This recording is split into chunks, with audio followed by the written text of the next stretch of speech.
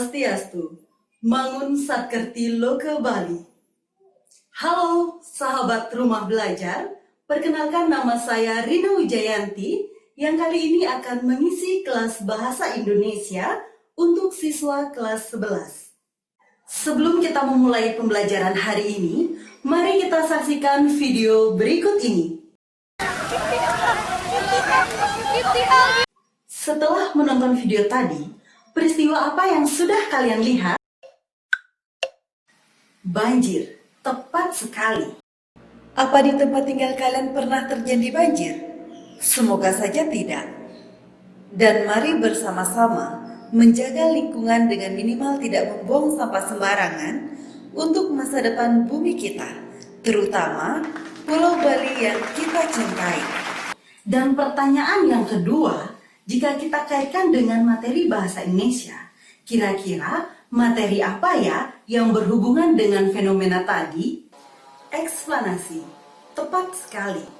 Teks eksplanasi adalah sebuah teks yang berisi tentang proses terjadinya sebuah peristiwa atau kejadian alam, sosial, budaya, dan ilmu pengetahuan.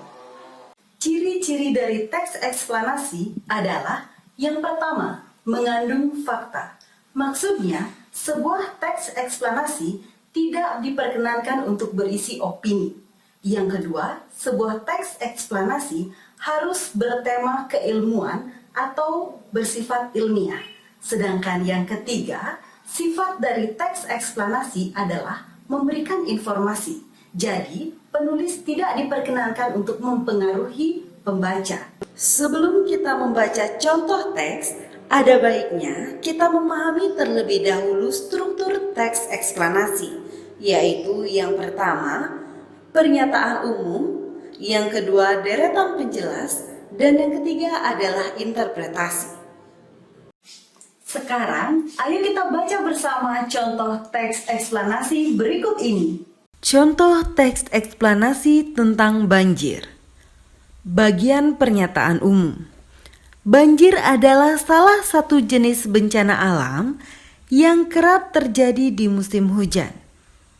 Banjir menimbulkan dampak negatif dalam keberlangsungan hidup manusia seperti kerusakan, gangguan kesehatan, dan lain sebagainya. Selain itu, banjir merupakan proses terjadinya luapan air akibat sungai yang tak mampu lagi menampung volume air yang terlalu tinggi. Peristiwa meluapnya air tersebut kemudian memasuki kawasan pemukiman yang dihuni oleh manusia yang berada di dekat sungai.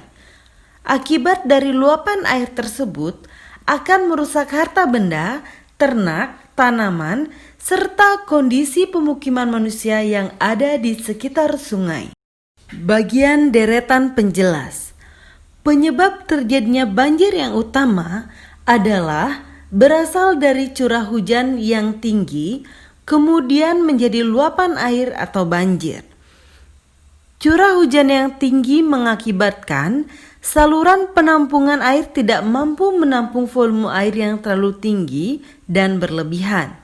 Kemudian, kelebihan air yang tak mampu ditampung oleh sungai meluap ke permukaan yang berada di sekitar sungai, termasuk pemukiman manusia. Hal tersebut diperparah dengan semakin memburuknya kondisi saluran air. Semakin rusak saluran air menyebabkan semakin sedikit volume air yang ditampung, kemudian menjadi sumber terjadinya banjir di musim hujan.